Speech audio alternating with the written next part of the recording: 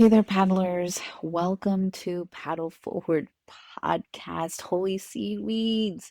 This has been such a whirlwind, and I am literally trying to record this podcast before my son wakes up from his sleep because it's literally just dawning on me that I forgot to record this week's episode.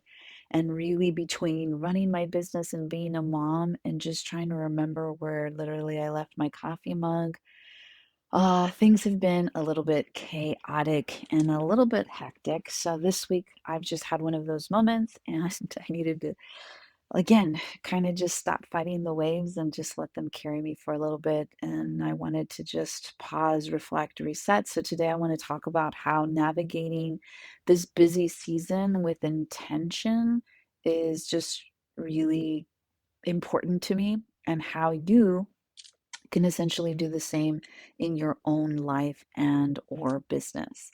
So grab your cup of coffee or tea, your metaphorical paddle, and let's get started. So this week, my son's been home with me a little bit more. His daycare ended up, the staff got overtaken by influenza, and we're overseas at the time of this recording in Japan. So he's been home with me because they closed the daycare down due to short staffing. And so it's really kind of just allowed me to realize how much I really need to be a little bit more strategic and organized with my time because had him with me. I didn't, some of the stuff that I was planning to use the time that he was going to be in daycare to get done, didn't get done because he was with me and he's been fighting some severe allergies that he's recently developed over this past summer. And we're still trying to figure out what's going on. And it's just been a little bit harder. So I just made the decision to simplify. Instead of trying to really start to try to conquer the world in one day, I'm just trying to focus on three things to move my needle, and not just any needle, to really move my my productivity and like my money needle. Like I am running several businesses, and 2025 I've set really big goals for all of my businesses. And so I really started to realize through some mentorship and some training that I really invested in the last year in 2024, that to be more productive and to really see progress within my business, I needed to be more intentional about where I was spending my time, because the reality is that we are going to be possibly doing an international move this year, and I'm going to have to step back from my business. And how can I make everything continue to run while still giving me that space to take care of my family, to adjust to, the new home that we will have to be in for a few years because we are a military family, and focusing on the ones that are really going to help me with that financial push. And that's it. That's basically all I'm focusing on. And there's nothing else that I am allowed to do until those three things are done. But to make it work, I've started using what I call just that 90-minute powerhouse hour that some business coaches talk about, where you really start to tackle those three tasks in focused 20-minute bursts with just like a quick break in between. And this approach just really feels so much more doable. I feel so much more productive than some of the old habits of trying to like multitask. Um, Everything into like oblivion, basically. It just always this feeling of remorse or self-sabotage because it always just felt like I wasn't doing enough. And by being intentional and having like three things and being able to like, I'm a checklist type of person and check them off my list. Yep, I got it done. And to know that those three things move the needle in the way that I want it to move really just helped me. And then to also be intentional, because then it gives me the rest of the day to focus on what my values are, which is being a better mom, being a better wife, and enjoying these last 6 months here in Okinawa. So it's just been a game changer. The three needle moving activities with intentionality. Um, they're tied to my bigger goals, like building more aligned business and spending quality time again with my son, and creating space for the things that really truly light me up that I just haven't given myself time to do, whether it's paddling or crafting. I was given some adult coloring books for Christmas that I really wanted to have space to do, and I love the books. But as I was like opening my gifts, I was thinking to myself, when am I going to have time to do that? And that's not the space or the life that I want to live.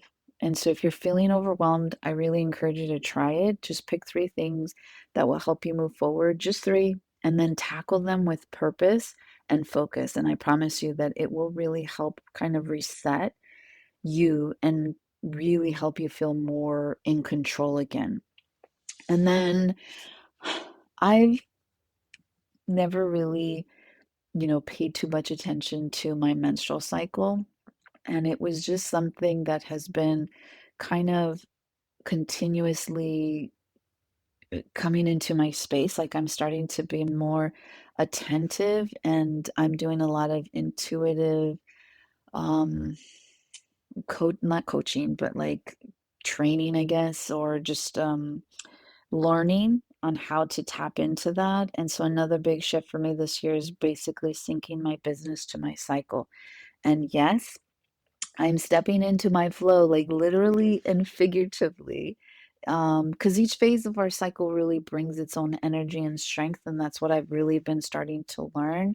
And so the creativity and focus of like the follicular phase and the charisma and connection of ovulation and the organizational vibes of the luteal phase and the rest and reflection of the menstruation. And so, like, I just finished a master class that was part of an academy um, that I, bought into last year, and it was fantastic. Like, I am so inspired and I loved, like, it was like I felt like at home. It is just such a weird experience and feeling I can't really put into words, but so much so that I really looked into her academy because she mentioned in her training that she has a school if you were interested in becoming a coach so that you can learn how to basically be her, so that you could essentially teach the same things to like your clients. And I'm like,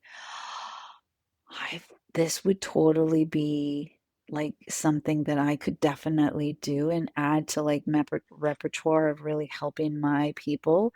And so this week I'm starting to essentially dive into this alignments and scheduling my task around how I feel. So I've never again like paid attention too much to my menstrual cycle. I've suffered from PCOS and I've always had irregular menstrual cycles, and right now I'm not even really having a physical flow because I have an IUD. And so it might take me a while, which I'm okay with, to really learning how to sync my schedule and my business with my flow. Um, but I'm leaning into it, and it feels so empowering to work with my body instead of pushing against it because all the things that I was learning in this master class made complete sense because I feel like the up and down roller coaster, and I've just felt like I was having off days and that something was wrong with me, not necessarily that it was part of, me pushing against the flow of my own body. And so I'm super excited about this. This is completely new if you've ever thought about it. Just want to give you your permission to like, you know, try it with me. I'd love to hear like if you've done it, what type of changes and wins and how it's affected your life and your business to really, you know, um, honor your own rhythms with your body. And so, as part of this reset, I'm also doing a little bit something different. It's called a DIY kinesiology alignment for 2025, by Kelly Rowett. And it's really about turning tuning into the body and the mind and clearing what doesn't serve me and stepping into like that alignment with my goals and my intentions. And so my power for this year was empower. And it really was my anchor, my North Star, and the lens of which I really wanted to make my decisions for 2025. Hello, my love. My son just woke up from his nap. So whether, it's just to finish up because I gotta go now. But whether it's choosing, my daily needle movers or syncing with my cycle and journaling about that so that I can get a better like handle on it or showing up more intentionally in my business, I'm asking myself, does this empower me or does it empower the people I serve? And I'm sharing this because I just want to encourage you to choose your own word for the year.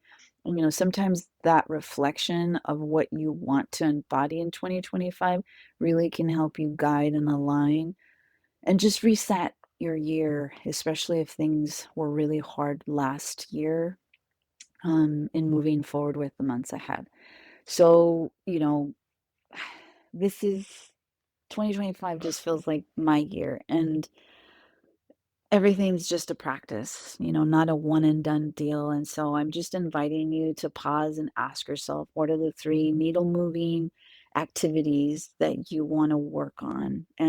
And how can you honor your own rhythms? And what's one word that you can embody in 2025? And if any of this resonates with you, I'd love to keep the conversation going. I'd love you to join my Paddle Forward podcast community or send me a DM. I'd love to hear what's working for you and how you're navigating the waves in your life or your business. And again, please share this with anybody you think might benefit from it.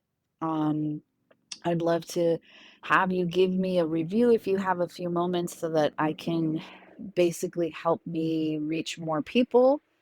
And yeah, don't forget to empower yourself this week and give yourself some grace because life isn't about being perfect. It's really about showing up to ride the waves and finding joy in the journey. So until next time, keep paddling forward, and I will catch you in the next episode.